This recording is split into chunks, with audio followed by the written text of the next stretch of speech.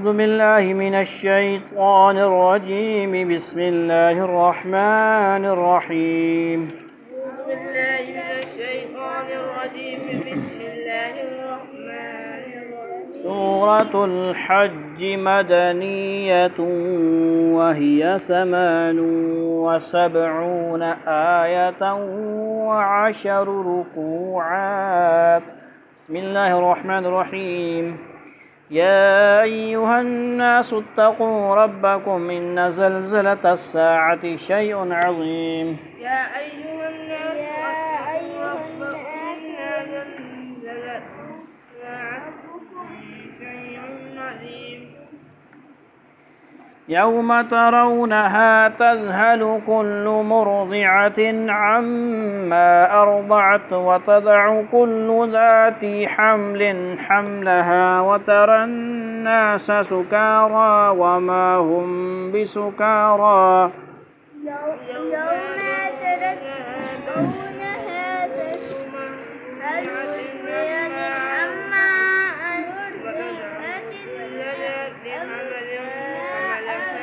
كل है كل ذات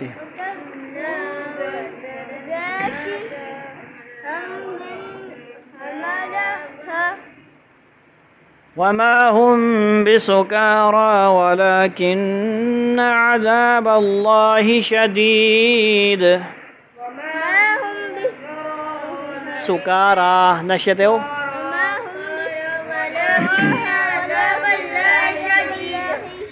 شديد शदीद दूसरा कलकला नहीं करो दाल पे शदीद दाल पे क्या है कलकला। वमिन अन्नास मन युजादिलु फिल्लाहि बिगैर इल्मिन वयत्तबिउ कुल्ल शैतानिन मरीद।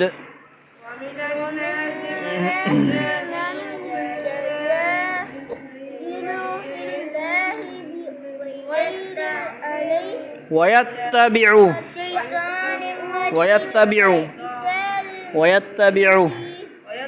खत्म हुआ हुआ ना जी कुरान मंडी बेचती है। वयत्तबिउ पढ़ना यहाँ पे पेश किधर है यार शैतान मरीद।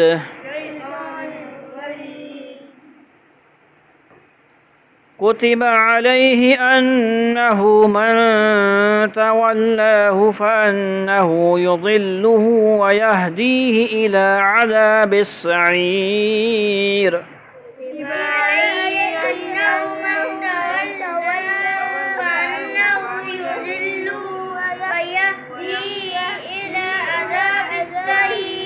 सईर या अय्युहा अन्नास इन कुन्तुम फी रैबिन मिनल बअसी फइन्ना खलक़नाकुम मिन तुराब।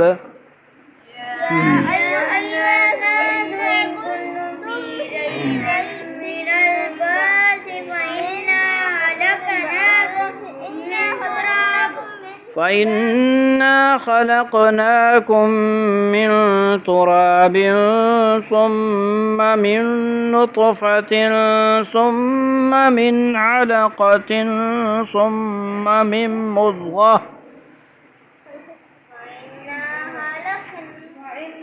सबक इधर आगे बैठ।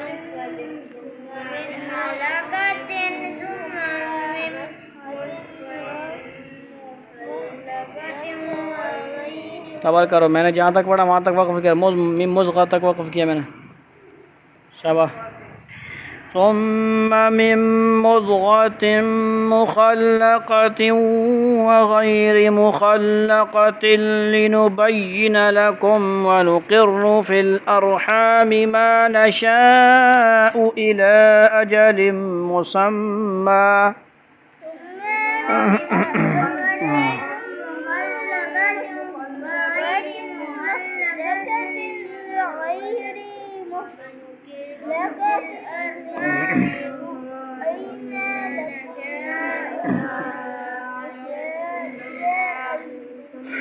إلى أجل مسمى ثم نخرجكم طفلا ثم لتبلغوا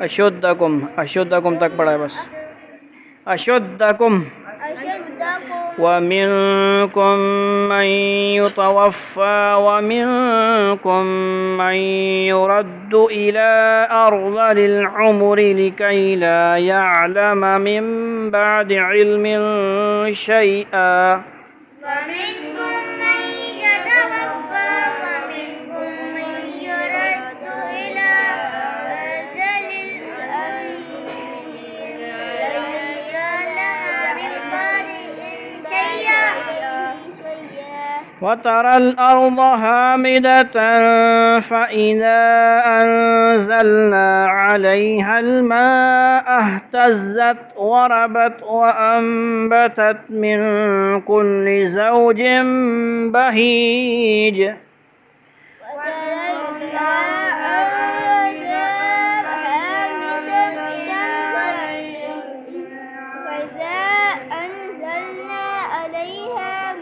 عليها الماء اهتزت وربت कितना पढ़ा है मैंने सारा पढ़ा है पढ़ो ना कहाँ तक पढ़ा है मैंने पढ़ लिया बड़ी गल बहीज ذلك بأن الله هو الحق وأنه يحيي الموتى وأنه على كل شيء قدير ذلك بأن الله هو وأنه على كل شيء قدير وأن الساعة آتية لا ريب فيها وأن الله يبعث من في القبور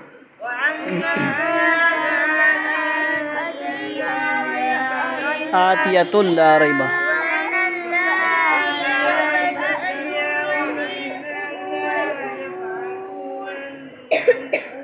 सारा पढ़ते रहा करो पिछला शाबाश ومن الناس من يجادل في الله بغير علم ولا هدى ولا كتاب منير ثاني عطفه ليضل عن سبيل الله ومن الناس من يجادل في الله بغير علم ولا هدى ولا كتاب منير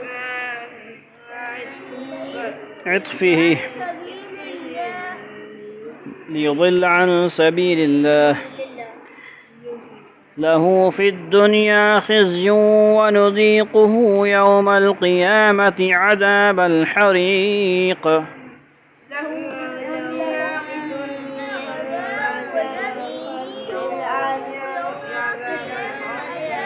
حريق ذلك بما قدمت يداك وأن الله ليس بظلام للعبيد ذلك بما قدمت يداك وأن الله ليس بظلام للعبيد ومن الناس من يعبد الله على حرف فإن أصابه خير اطمأن به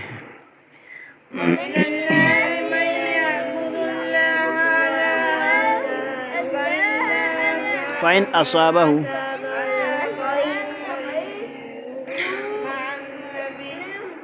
وإن أصابته فتنة انقلب على وجهه خسر الدنيا والآخرة ذلك هو الخسران المبين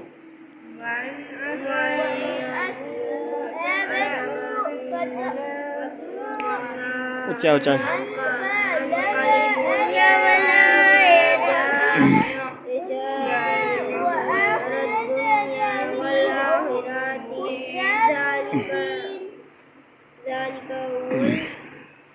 الخسران المبين يدعو من دون الله ما لا يضره وما لا ينفعه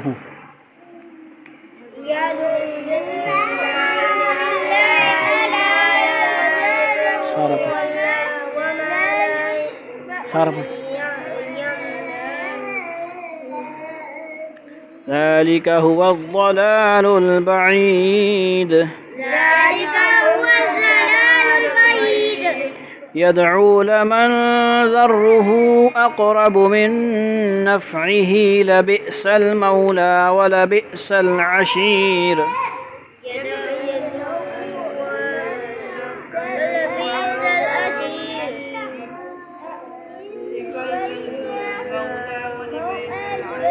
ولبئس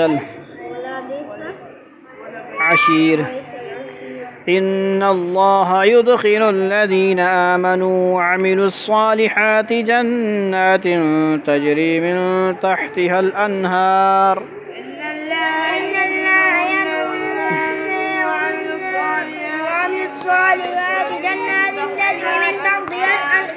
إن الله يفعل ما يريد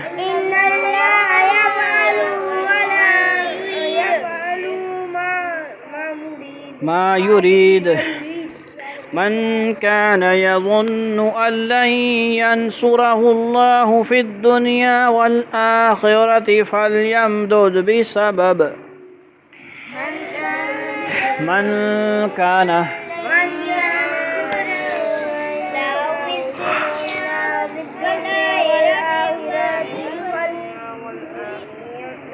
فليمدد بسبب إلى السماء ثم ليقطع فلينظر هل يذهبن كيده ما يغيظ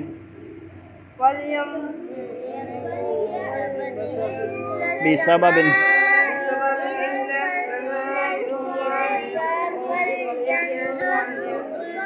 هل يذهبن وكذلك أنزلناه آيات بينات وأن الله يهدي من يريد وكذلك أنزلناه آيات بينات وأن الله يهدي من يريد إن الذين آمنوا والذين هادوا والصابئين والنصارى والمجوس والذين أشركوا إن الذين آمنوا والذين هادوا والذين نوال فزايا ما شاء الله والذين آمنوا والذين هادوا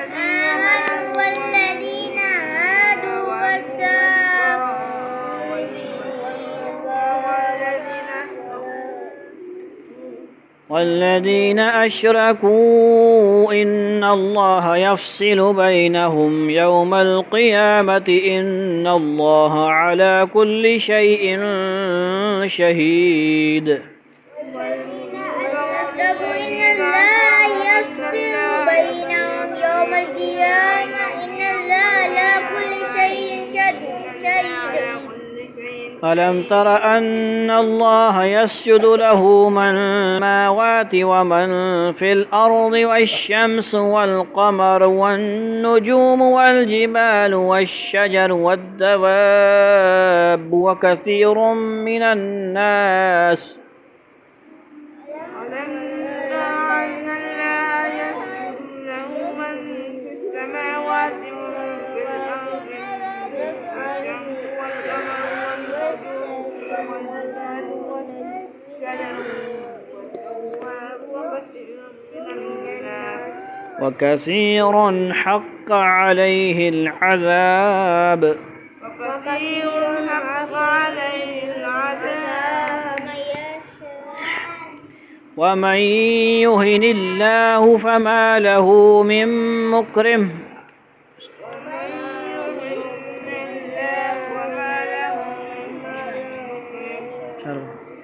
إن الله يفعل ما يشاء هذان خصمان اختصموا في ربهم فالذين كفروا قطعت لهم ثياب من نار. هذا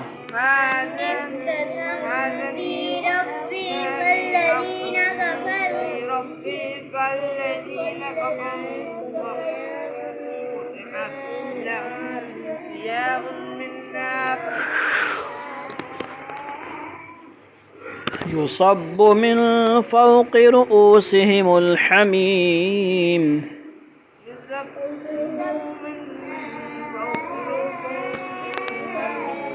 پیچھے جو یفعل ما یشاء پڑھا گیا ہے تو سننے والے پر پڑھنے والے پر کیا ہے؟ سجدہ تلاوت واجب ہے. جو بھی جہاں پہ بھی سنے، ریکارڈنگ سنے، جیسے بھی سنے، کوشش کرے وہ سجدہ کرے. واجب ہے. کیا ہے؟ سجدہ واجب ہے پڑھنے والے پہ بھی. اور ہم یہاں مجلس میں موجود ہیں تو ہم سجدہ کریں گے، پڑھنے والے بھی سننے والے بھی. پھر جو بھی کوئی سنے گا وہ بھی کرے گا. يسحر به ما في بطونهم والجلود ولهم مقامع من حديد.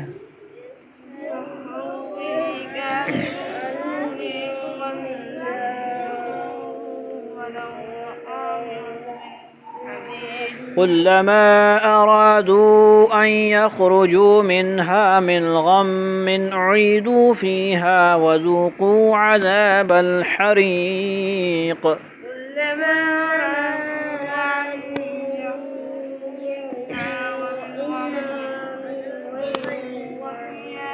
أعيدوا فيها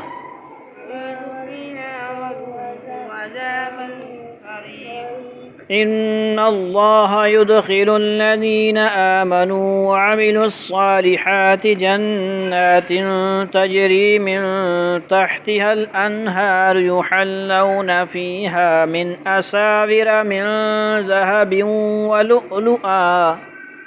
إن الله يدخل الذين آمنوا وعملوا الصالحات جنات تجري من تحتها الأنهار خالدون فيها. کدھر ہے خالدین؟ کدھر ہے خالدین؟ يحلون فيها يحلون فيها من أساور من ذهب ولؤلؤا ولباسهم فيها حرير. يحلون پڑھنا یار.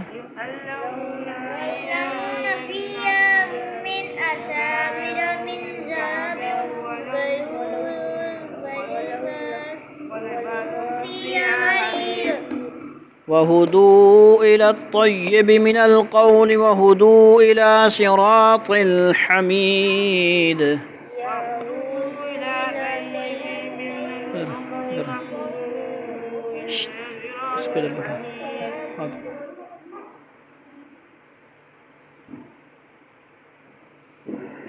إن الذين كفروا ويصدون عن سبيل الله والمسجد الحرام الذي جعلناه للناس سواء العاكف فيه والباد.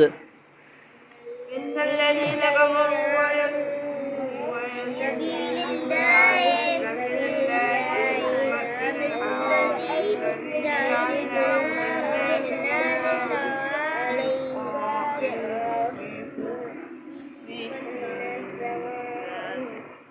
ومن يرد فيه بإلحاد بظلم نذقه من عذاب أليم. صدق الله العظيم.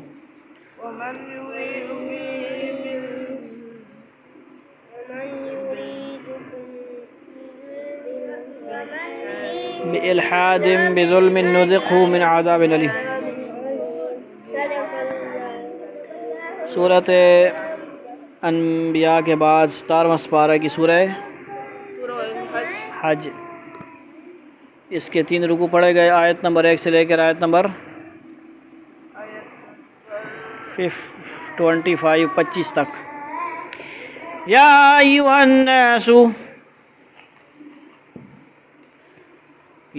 الناس اتقوا ربکم ان زلزلۃ الساعۃ شیء عظیم. اے لوگو اپنے پروردگار کے غضب سے ڈرو، یقین جانو کہ قیامت کا بھونچال بڑی زبردست چیز ہے. سمجھ آئی نا؟ زلزلہ، طوفان، قیامت. یوم ترونها تذهل كل مرضعة عما أرضعت وتضع كل ذات حمل حملها وترى الناس سكارى وما هم بسكارى ولكن عذاب الله شديد. جس دن وہ تمہیں نظر آ جائے گا، اس دن ہر دودھ پلانے والی اس بچے تک کو بھول جائے بیٹھے گی جس کو اس نے دودھ پلایا، اور ہر حمل والی اپنا حمل گرا بیٹھے گی، اور لوگ تمہیں یوں نظر آئیں گے کہ وہ نشے میں بدحواس ہیں، حالانکہ وہ نشے میں نہیں ہوں گے، بلکہ اللہ کا عذاب بڑا سخت ہوگا، سخت گرمی ہوگی، سخت منظر ہوگا. ادھر گر رہے ہوں گے، ادھر گر رہے ہوں گے، یوں گر رہے ہوں گے. سمجھ آئیے؟ ٹن ہوں گے، ٹن، استغفر اللہ. سمجھ؟ لیکن نہ شراب ہوگی، نہ کوئی نشہ ہوگا، عذاب سخت ہوگا، گرمی ہوگی، دماغ پکڑا ہوگا. اللہ ہماری حفاظت میں. وَمِنَ النَّاسِ مَن يُجَادِلُ فِي اللَّهِ بِغَيْرِ عِلْمٍ وَيَتَّبِعُ كُلَّ شَيْطَانٍ مَرِيدٍ. اور لوگوں میں کچھ ایسے ہیں جو اللہ کے بارے میں بے جانے بوجھے جھگڑے کرتے ہیں اور اس سرکش شیطان کے پیچھے چل کھڑے ہوتے ہیں. كُتِبَ عَلَيْهِ أَنَّهُ مَن تَوَلَّاهُ فَإِنَّهُ يُضِلُّهُ وَيَهْدِيهِ إِلَىٰ عَذَابِ السَّعِيرِ. اس کے مقدر میں یہ لکھ دیا گیا ہے کہ جو کوئی اسے دوست بنائے گا تو وہ اس کو گمراہ کرے گا. کون؟ شیطان. کون کون دوست بنا رہا ہے؟ جو کافروں کے طریقے پہ چل رہا ہے، ان جیسے لباس پہن رہا ہے، وہ بھی شیطان کے اس دوست میں شامل ہوئی. کارٹون مٹون جو بنا ہوا ہے وہ انگریزوں کے، کافروں کے کہاں مان رہا ہے. کافروں کو کس نے آرڈر دیا؟ شیطان نے. شیطان طاغوت اور طاغوتی قوتیں، شیطان بھی ہے اور شیطان کے چیلے میلے، یہ سارے شیطان کے بندے ہیں، اس کے معاون ہیں جو کفر کا اب طریقہ بتا رہے ہیں، کفر کے طرف لگا رہے ہیں سوشل میڈیا کے ذریعے، کارٹونوں کے ذریعے، فلم ڈرامے کے ذریعے. سمجھ آئی نا؟ جس کے مقدر میں یہ لکھ دیا گیا ہے کہ جو کوئی اسے دوست بنائے گا تو وہ اس کو گمراہ کرے گا اور اسے بھڑکتی دوزخ کے عذاب کی طرف لے جائے گا. اس لیے کسی کے قادیانی کے ساتھ، دوسری پارٹی کے ساتھ کیا کہا جاتا ہے؟ دوستی. یا ایھا الذین آمنوا لا تتخذوا اليہود والنصارى اولیاء. یہ سارے بھی ان کے چیلے ہیں. سمجھ آئیے؟ یہودی، عیسائی، ہندو مندو سارے کیا ہیں؟ کفر کی طرف بلائیں گے. بڑے اچھے مان جائیں گے، ماشاءاللہ ہم تو بڑے اچھے ہیں جی. سمجھ آئی نا؟ یا ایھا الناس ان کنتم فی ریب من البعث فإنا خلقناکم من تراب ثم من نطفة ثم من علقة ثم من مضغة مخلقة وغير مخلقة لنبين لكم ونقر في الأرحام ما نشاء إلى أجل مسمى ثم نخرجكم طفلا ثم لتبلغوا أشدكم ومنكم من يتوفى ومنكم من يرد إلى أرض العمر كي لا يعلم من بعد علم شيئا وترى الأرض هامدة فإذا أنزلنا عليها الماء اهتزت وربت وانبتت من كل زوج بهيج. بڑی آیت. اے لوگوں، یا ایھا الناس سے کیا مراد ہے؟ سارے لوگوں، کافر ہوں، جو بھی مرضی ہوں. ٹھیک ہے؟ اگر تمہیں دوبارہ زندہ ہونے کے بارے میں کچھ شک ہے تو ذرا سوچو کہ ہم نے تمہیں مٹی سے پیدا کیا، پھر نطفے سے، پھر ایک جمع خون سے، پھر ایک گوشت کے لوتھڑے سے جو کبھی پورا بن جاتا ہے اور کبھی پورا نہیں بنتا، تاکہ ہم تمہارے لیے تمہاری حقیقت کھول کر بتا دیں. اور ہم کیا بڑے بنتے ہو، میں بڑا خان صاحب ہوں، ذرا سے قطرے سے بنے ہو. ٹھیک ہے؟ شیخ ہوں، یہ ہوں، تاکہ ہم تمہارے لیے تمہاری حقیقت کھول کر بتا دیں. گندا بورا تن دے اتے چٹے کپڑے پا کے، سمجھ، اکڑ تے مغروریہ دے وچ بیٹھے ہو مجلس لا کے. جے او گند اگر باہر آوے لوکاں مارن جتیاں لا کے. ابھی تقاضا کیا نا اس نے تو سارے ہم ایسا کرنا شروع ہو گئے. ہر کسی کے اندر موجود ہے سارا، لیکن یہ نہیں مسیتی دے نہ پاک کر دو. سمجھ آئی نا گل؟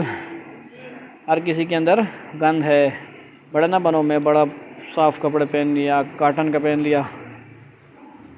آکڑ نہیں کرنی کبھی، اپنی حقیقت پہچانے. اور ہم تمہیں ماؤں کے پیٹ میں جب تک چاہتے ہیں ایک تو متعین مدت تک ٹھہرائے رکھتے ہیں، پھر تمہیں ایک بچے کی شکل میں باہر لاتے ہیں، پھر تمہیں پالتے ہیں تاکہ تم اپنی بھرپور عمر تک پہنچ جاؤ. اور تم میں سے بعض وہ ہیں جو پہلے ہی دنیا سے اٹھا لیے جاتے ہیں، اور تم ہی میں سے بعض وہ ہوتے ہیں جن کو بدترین عمر یعنی انتہائی بڑھاپے تک لوٹا دیا جاتا ہے، یہاں تک کہ وہ سب کچھ جاننے کے بعد بھی کچھ نہیں جانتے. لیکن سنائی نہیں دیتا. اونچا بولو بابا جی. سنائی نہیں دیتا، بوڑھے ہو جاتے ہیں جو وہ. سمجھ آئی؟ اور تم دیکھتے ہو کہ زمین مرجھائی ہوئی پڑی ہے، پھر جب ہم اس پر پانی برساتے ہیں تو وہ حرکت میں آتی ہے، اس میں بڑھوتری ہوتی ہے اور وہ ہر قسم کی خوشگوار چیزیں اگاتی ہے. جو لوگ مرنے کے بعد دوبارہ زندہ ہونے کو ناممکن شاہ مشکل سمجھتے ہیں، مانتے ہو؟ والبعث بعد الموت مانتے ہو کہ نہیں؟ مسلمان ہو؟ مرنے کے بعد اٹھائیں، مر کے ختم ہو جائیں گے؟ ختم ہو جائیں گے۔ آئیں گے۔ ہندوؤں کا عقیدہ ہے اس کا، ختم ہو جائیں گے۔ تو ختم ہو جائے گا؟ ہندو ہے صاحب یار قبل ختم، ختم ہو جائیں گے ہم لوگ تو قیامت کو اٹھیں گے کہ نہیں؟ وہ بات ہو رہی، اٹھیں گے قیامت کو اٹھیں گے؟ پھینکیں گے تو کب اٹھیں گے؟ جب ہاں بس ٹھیک ہے، پھینکیں گے پھینکیں گے نہیں پھونکیں گے، سمجھ آئی؟ سمجھ آئی نہیں؟ عقیدہ سمجھو، وہ عقیدہ ہے بعث بعد الموت۔ ان سے کہا جا رہا ہے کہ خود اپنی تخلیق پر غور کرو، فی انفسکم افلا تبصرون، کہ اللہ تعالیٰ نے کس حیرت انگیز طریقے پر کتنے مرحلوں سے گزار کر تمہیں پیدا فرمایا ہے، پیدا فرمایا تھا، تمہارا کوئی وجود نہیں تھا۔ میں اگر 38-33 سے کہوں تو 37-38 سال میں تھا، پہلے نہیں تھا نا؟ کتنی ہے؟ 14 سال پہلے تھے؟ نہیں، جو بھی جتنے سال کا ہے وہ نہیں تھا نا پہلے، یا ہمیشہ تھے؟ ہمیشہ ذات اللہ ہی کی تھی، ہمیشہ رہے گی ہمیشہ۔ اور پھر اللہ تعالیٰ انسانوں کو بھی کہیں گے چل بھائی مزے کرو، جنت میں تو مزے ہمیشہ کے لیے کرو، مرنا نہیں ہے۔ پھر مرنے کے بعد پھر جب اٹھائے جائیں گے نا قیامت میں فیصلہ ہو جائے گا، پھر مرنا نہیں ہے، ہاں جنت ہے، ٹھیک ہے جی۔ اچھا، اللہ تعالیٰ نے وجود بخشا، تمہارا کوئی وجود، اللہ تعالیٰ نے تمہیں وجود بخشا، تم میں جان نہیں تھی، اللہ تعالیٰ نے تمہیں جان ڈالی، جس ذات نے حیرت انگیز طریقے سے تمہیں اس وقت پیدا کیا جب تم کچھ بھی نہیں تھے، ٹھیک ہے جی۔ تو کیا وہ تمہیں مردہ لاش بننے کے بعد دوبارہ زندگی نہیں دے سکتا؟ یعنی بعض اوقات تو اس گوشت کے لوتھڑے سے ماں کے پیٹ میں بچے کے اعضاء پورے بن جاتے ہیں، اور بعض اوقات پورے نہیں بنتے، بعض ہوتے ہیں نا، پھر بعض اوقات کوئی معذور ہوتا ہے، کوئی اس طرح بھی ہوتا ہے نا، پھر بعض اوقات اسی نامکمل حالت میں عورت کو اسقاط ہو جاتا ہے، اور بعض اوقات بچہ ناقص اعضاء کے ساتھ پیدا ہوتا ہے، بچے ضائع ہو جاتے ہیں، مر جاتے ہیں، ٹھیک ہے جی۔ یعنی زیادہ بڑھاپے کی حالت میں انسان بچپن کسی ناسمجھی کی طرف لوٹ جاتا ہے، اور جوانی میں اس نے کتنا علم حاصل کیا ہو، اس بڑھاپے میں وہ سب یا اکثر اسے حصہ بھول جاتا ہے۔ یہ دوبارہ زندگی دینے کی دوسری دلیل ہے، اور وہ یہ ہے کہ زمین جب خشک ہوتی ہے تو اس میں زندگی کے آثار ختم ہو جاتے ہیں، پھر اللہ تعالیٰ بارش برسا کر اس میں زندگی کی نئی لہر دوڑا دیتا ہے، اور اسی بے جان زمین سے پودے اگنے لگتے ہیں۔ جو خدا اس پر قادر ہے، کیا وہ تمہیں دوبارہ زندگی دینے پر قادر نہیں؟ قادر ہے۔ ذالک بأن اللہ الحق وانہ یحیی الموتى وانہ علی کل شیء قدیر، یہ سب کچھ اس وجہ سے کہ اللہ ہی کا وجود برحق ہے، اور وہی بے جانوں میں جان ڈالتا ہے، اور وہ ہر چیز پر مکمل قدرت رکھتا ہے۔ مطلب یہ ہے کہ تمہاری اپنی تخلیق ہو یا زمین سے پودے اگانے کا معاملہ، ان ساری باتوں کی اصل وجہ یہ ہے کہ اللہ تعالیٰ ہی کا وجود ایسا ہے جو کسی کا محتاج نہیں، اور باقی ساری چیزیں اس کی قدرت سے وجود میں آتی ہیں، لہذا وہ مردوں کو زندہ کرنے کی بھی پوری قدرت رکھتا ہے۔ وَأَنَّ السَّاعَةَ آتِيَةٌ لَا رَيْبَ فِيهَا وَأَنَّ اللَّهَ يَبْعَثُ مَن فِي الْقُبُورِ، اور اس لیے کہ قیامت کی گھڑی آنے والی ہے۔ ساعہ کا لفظ آتا ہے تو زیادہ کیا مراد ہوتا ہے؟ قیامت کی گھڑی، جس میں کوئی شک نہیں ہے۔ ساعہ سے ویسے مراد اگر ہو تو ٹائم، گھڑی وغیرہ بن جا رہا ہے، اس لیے کہ اللہ ان سب لوگوں کو دوبارہ زندہ کرے گا جو قبروں میں ہیں۔ انسان کی جس پیدائش کا ذکر اوپر کیا گیا وہ ایک طرف تو اللہ تعالیٰ کی قدرت کامنے کی دلیل ہے، جس سے یہ بات ثابت ہوتی ہے کہ وہ لوگوں کے مرنے کے بعد انہیں دوبارہ زندہ کر سکتا ہے، اور دوسری طرف اسی سے یہ بات ثابت ہوتی ہے کہ جن لوگوں کو دنیا میں پیدا کیا گیا ہے ان کی پیدائش ہی اس بات کا تقاضا کرتی ہے کہ انہیں ایک اور زندگی دی جائے، کیونکہ اگر دوسری زندگی نہ ہو تو دنیا میں نیکی کرنے والے اور بدی کرنے والے، ظالم اور مظلوم سب برابر ہو جائیں گے، اور اللہ تعالیٰ ایسی ناانصافی کے لیے انسانوں کو پیدا نہیں کر سکتا کہ جو چاہے دوسروں پر ظلم کرتا رہے یا گناہوں کا مار لگا دے اور اسے اپنے عمل کی کوئی سزا نہ ملے، اور اسی طرح دنیا میں کوئی شخص کتنی باز زندگی گزارے اس کو کوئی انعام نہ ملے، کیا فائدہ؟ یاد اللہ تعالیٰ کی حکمت کا یہ لازمی تقاضا ہے کہ جب انسانوں کو دنیا میں پیدا کیا ہے تو آخرت میں انہیں دوسری زندگی دے کر انہیں انعام یا سزا ضرور دے۔ سمجھ آئیے، اسکول پڑھتا رہے سارا سال، پیپر نہ ہو، کیا فائدہ؟ سال میں نتیجہ نہ پتہ لگے، سال بعد رزلٹ کا کوئی پتہ ہی نہ لگے، پڑھتے جاؤ جیسے آج کے اسکولوں میں ہو رہا ہے، پروموٹ کرے جاؤ اکثر بچوں کو چھوٹی کلاسوں میں پروموٹ کرتے جا رہے ہیں، وہاں پروموٹ والا حساب نہیں ہے، مکمل امتحان لیا جائے گا، ٹھیک ہے۔ لِيَبْلُوَكُمْ الَّذِي خَلَقَ الْمَوْتَ وَالْحَيَاةَ لِيَبْلُوَكُمْ أَيُّكُمْ أَحْسَنُ عَمَلًا، اللہ نے موت اور زندگی کو پیدا کیا کیوں؟ تاکہ دیکھے تم میں سے کون اچھا ہے، جو زیادہ نمازیں پڑھتا ہے، زیادہ حج کرتا ہے اخلاص کے ساتھ، اللہ کو راضی کرنے کے لیے، نہ کہ دکھلاوے کے لیے۔ کون نمازیں صحیح پڑھ رہا ہے اخلاص کے ساتھ، کون وقت پہ آ رہا ہے اس وقت پڑھنے، کون فجر میں آ رہا ہے. وَمِنَ النَّاسِ مَن يُجَادِلُ فِي اللَّهِ بِغَيْرِ عِلْمٍ وَلَا هُدًى وَلَا كِتَابٍ مُنِيرٍ. اور لوگوں میں سے کچھ ایسے ہیں جو اللہ کے بارے میں جھگڑتے ہیں، جھگڑے کرتے ہیں، حالانکہ ان کے پاس نہ کوئی علم ہے، نہ ہدایت اور نہ کوئی روشنی دینے والی کتاب. ثاني عطفه ليضل عن سبيل الله له في الدنيا خزي ونذيقه يوم القيامة عذاب الحريق. ایکشن اور ریکارڈنگ چلنی پئی. ٹھیک ہے جی. وہ تکبر سے اپنا پہلو اکڑائے ہوئے تھے تاکہ دوسروں کو بھی اللہ کے راستے سے گمراہ کریں. ایسے ہی شخص کے لیے دنیا میں رسوائی ہے اور قیامت کے دن ہم اسے جلتی ہوئی آگ کا مزہ چکھائیں گے. ذالک بما قدمت یداک وان اللہ لیس بظلام للعبید. کہ یہ سب کچھ تیرے اس کرتوت کا بدلہ ہے جو تو نے اپنے ہاتھوں سے آگے بھیجا تھا، اور یہ بات طے ہے کہ اللہ بندوں پر ظلم اٹھانے والا نہیں. ومن الناس من يعبد الله على حرف فإن أصابه خير اطمأن به وإن أصابته فتنة انقلب على وجهه خسر الدنيا والآخرة ذلك هو الخسران المبين. اور لوگوں میں وہ شخص بھی ہے جو ایک کنارے پر رہ کر اللہ کی بات کرتا ہے، چنانچہ اگر اسے دنیا میں کوئی فائدہ پہنچ گیا تو وہ اسے مطمئن ہو جاتا ہے، اور اگر اسے کوئی آزمائش پیش آ گئی تو وہ منہ موڑ کر پھر کفر کی طرف چل دیتا ہے. ایسے شخص نے دنیا میں بھی کوئی اور آخرت بھی، یہی تو کھلا ہوا گھاٹا ہے. آن حضرت صلی اللہ علیہ وسلم کے مدینہ منورہ تشریف لانے کے بعد کئی واقعات پہ ایسے پیش آئے کہ جو کچھ لوگ اس لالچ میں اسلام لائے کہ اسلام کی وجہ سے انہیں دنیا میں کچھ فائدہ حاصل ہوں گے، لیکن جب ان کی توقع پوری نہیں ہوئی بلکہ وہی آزمائش آ گئی تو دوبارہ کفر کی طرف لوٹ گئے. سمجھیے، ایسے منافق قسم کے لوگ، سمجھ آئی مطلب پرست. یہ آیت ان کی طرف اشارہ کر رہی ہے کہ یہ لوگ حق کو حق ہونے کی وجہ سے قبول نہیں کرتے بلکہ دنیا کے مفادات کی خاطر قبول کرتے ہیں. اور ان کی مثال اس شخص کی سی ہے جو کسی جنگ میں اس نیت سے ایک کنارے کھڑا ہو گیا ہو کہ دونوں لشکروں میں سے جس کا پلہ باری نظر آئے گا اس کے ساتھ ہو جاؤں گا. فَأَمْلَيْتَ بِالْهَوَىٰ هَكَذَا هَكَذَا. جدھر کی ہوا ادھر ہی میں ہو جاؤں گا تاکہ کچھ مفادات حاصل کر سکوں. سبق یہ دیا گیا ہے کہ اسلام پر عمل اس لالچ میں نہ کرو کہ اس دنیا ہی میں تمہیں کوئی فائدہ آپ مل جائے گا. اپنے مطلب کے مسائل نہ نکالو، نہ پوچھو علماء سے. ٹھیک ہے جی. علماء مفتی بھی ایسی ہیں بس. ٹھیک ہے جی. اللہ معاف فرمائے. بتانا چاہیے سارے مسائل صحیح حق، بلکہ اس لیے کرو کہ وہ برحق ہے. اور اللہ تعالیٰ کی بندگی کا تقاضا یہی ہے کہ جہاں تک دنیا کے مفادات کا تعلق ہے وہ اللہ تعالیٰ کی حکیمانہ مشیت ہے کہ کس کو کیا دیا جائے. چنانچہ اسلام لانے کے بعد دنیوی فائدہ حاصل ہو سکتے ہیں جن پر اللہ تعالیٰ کا شکر ادا کرنا چاہیے، اور کوئی آزمائش بھی آ سکتی ہے جس میں صبر و تحمل سے کام لینا چاہیے، اور اللہ تعالیٰ سے دعا کرنی چاہیے کہ مصیبت دور فرما کر آزمائش سے نکال دے. يدعو من دون الله ما لا يضره وما لا ينفعه ذلك هو الضلال البعید. وہ اللہ کو چھوڑ کر ان کی بات کرتا ہے جو نہ اسے نقصان پہنچا سکتے ہیں نہ کوئی فائدہ دے سکتے ہیں. یہی تو پرلے درجے کی گمراہی ہے. سمجھ آئی نا؟ بہت يدعو لمن ذره اقرب من نفعه لبئس المولى ولبئس العشیر. یہ ایسے جھوٹے خدا کو پکارتے ہیں جس کا نقصان اس کے فائدے سے زیادہ قریب ہے.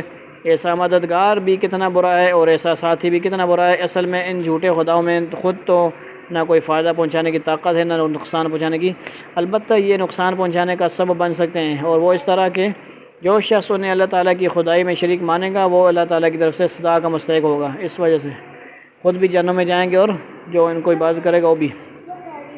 جس کا نقصان فائدے سے زیادہ ہو وہ نہ مددگار بنانے کے لائق ہے اور نہ ساتھی بنانے کے لائق ہے. لہٰذا ان بتوں سے امید لگانا حماقت کے سوا کچھ نہیں.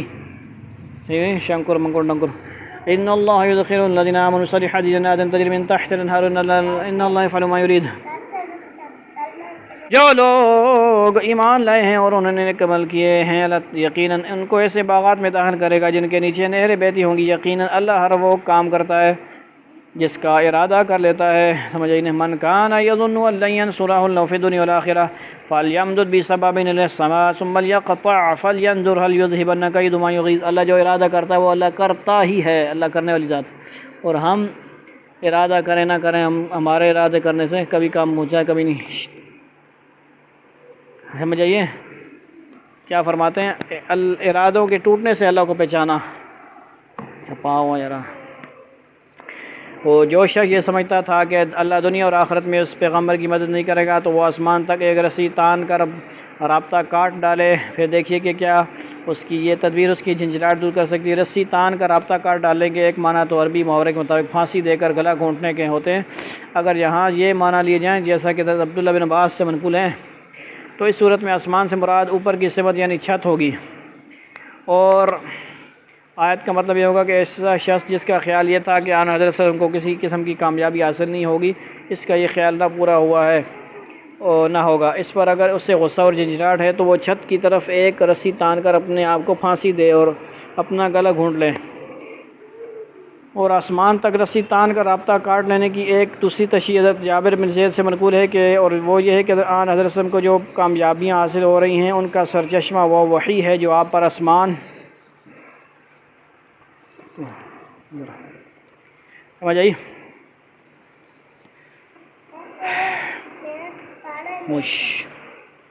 سمجھ آئی نا کہ نہیں؟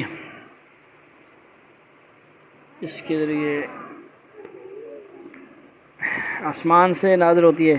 اب اگر کسی شخص کو ان کامیابیوں پر غم و غصہ ہے اور وہ ان کامیابیوں کا راستہ روکنا چاہتا ہے تو اس کا ایک ہی طریقہ ہو سکتا ہے کہ وہ کوئی رسی تان کر آسمان تک جائے اور وہاں سے آن حضرت وسلم کا وہ رابطہ کاٹ لے، جو کہ ناممکن ہے۔ آسمان سے فرشتے آتے ہیں نا وہی لے کر جبریل علیہ السلام، تو ان کے بس کی بات تو نہیں کسی کو ان کو چھو سکے، ان کے ساتھ ملاقات کر سکے، گپ شپ لگا سکے، اور وہاں سے آن حضرت وسلم کا وہ رابطہ کاٹ ہے جس سے آپ پر وہی آ رہی ہے اور کامیابیاں حاصل ہو رہی ہیں۔ ظاہر ہے کہ یہ بات کسی کے پاس میں نہیں ہے، اس لیے آیت کا مطلب یہ ہے کہ ایسے شخص کو مایوسی کے سوا کچھ حاصل نہیں ہو سکتا، روح المعانی سے لیا گیا ہے۔ وَكَذَلِكَ أَنزَلْنَا آيَاتٍ بَيِّنَاتٍ وَأَنَّ اللَّهَ يَهْدِي مَن يُرِيدُ، اور ہم نے اس قرآن کو کھلی کھلی نشانوں کی صورت میں اسی طرح اتارا ہے اور اللہ جس کو چاہتا ہے ہدایت دیتا ہے۔ إِنَّ الَّذِينَ آمَنُوا وَالَّذِينَ هَادُوا وَالصَّابِئِينَ وَالنَّصَارَى وَالْمَجُوسَ وَالَّذِينَ أَشْرَكُوا إِنَّ اللَّهَ يَفْصِلُ بَيْنَهُمْ يَوْمَ الْقِيَامَةِ إِنَّ اللَّهَ عَلَىٰ كُلِّ شَيْءٍ شَهِيدٌ۔ بلا شبہ مومن ہوں یا یہودی، صابی ہوں یا نصرانی اور مجوسی یا وہ جنہوں نے شرک اختیار کیا ہے، اللہ قیامت کے دن ان سب کے درمیان فیصلہ کرے گا۔ یقیناً اللہ ہر چیز پر کا گواہ ہے، یعنی کافر ہیں نا سارے، تو فیصلہ ہو جائے گا کافر کون ہے، مسلمان کون تھا، کامیاب کون ہوا، ناکام کون ہوا۔ أَلَمْ تَرَ أَنَّ اللَّهَ يَسْجُدُ لَهُ مَن فِي السَّمَاوَاتِ وَمَن فِي الْأَرْضِ وَالشَّمْسُ وَالْقَمَرُ وَالنُّجُومُ وَالْجِبَالُ وَالشَّجَرُ وَالدَّوَابُ وَكَثِيرٌ مِّنَ النَّاسِ وَكَثِيرٌ حَقَّ عَلَيْهِ الْعَذَابُ وَمَن يُهِنِ اللَّهُ فَمَا لَهُ مِن مُّكْرِمٍ إِنَّ اللَّهَ يَفْعَلُ مَا يَشَاءُ۔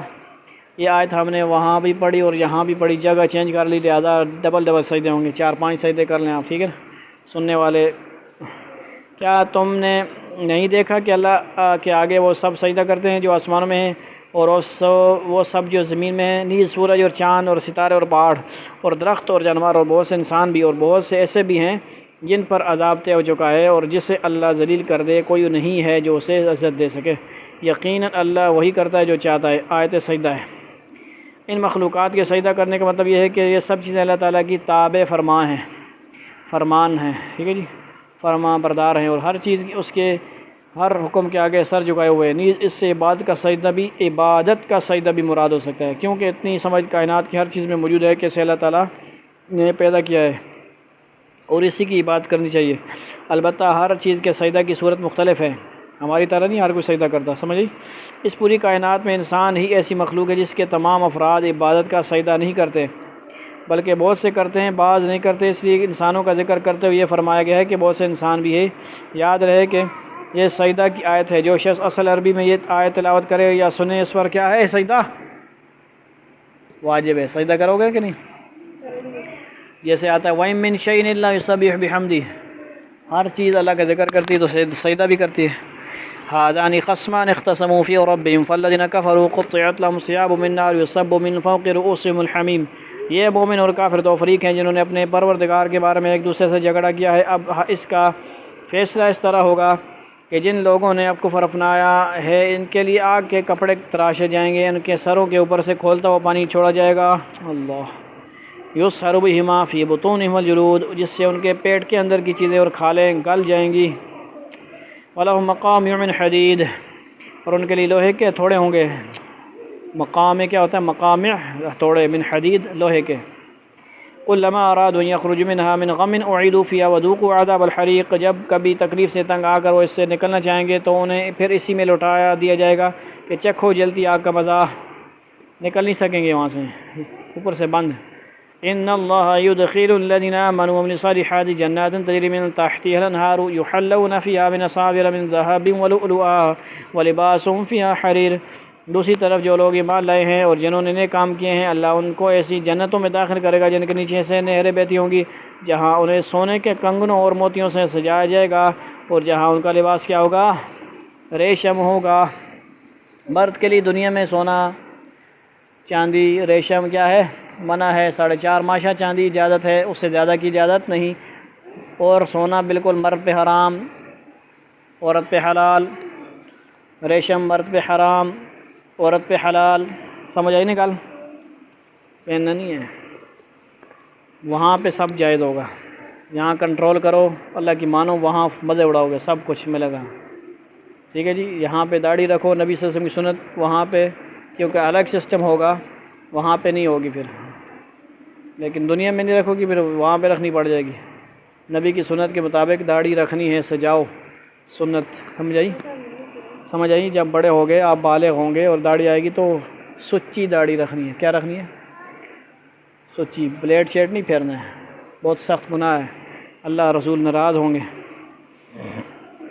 وَهُدُوا إِلَى الطَّيِّبِ مِنَ الْقَوْلِ وَهُدُوا إِلَى صِرَاطِ الْحَمِيدِ۔ اور وجہ یہ ہے کہ ان لوگوں کی رسائی پاکیزہ بات یعنی کلمہ توحید تک ہو گئی تھی اور وہ اس خدا کے راستے تک پہنچ گئے تھے جو ہر تعریف کا مستحق ہے۔ ان الذين كفروا ويصدون عن سبيل الله والمسجد الحرام الذي جعلناه للناس سواء العاكف فيه والباد ومن يرد فيه بإلحاد بظلم نذقه من عذاب أليم۔ بے شک وہ لوگ سزا کے لائق ہیں جنہوں نے کفر اپنا لیا ہے، جو دوسروں کو اللہ کے راستے سے اور اس مسجد حرام سے روکتے ہیں، اسے ہم نے لوگوں کے لیے ایسا بنایا کہ اس میں وہاں کے باشندے اور باہر سے آنے والے سب برابر ہیں، سبحان اللہ۔ اور جو کوئی شخص اس میں ظلم کر کے ٹیڑھی راہ نکالے گا ہم اسے دردناک عذاب کا مزہ چکھائیں گے۔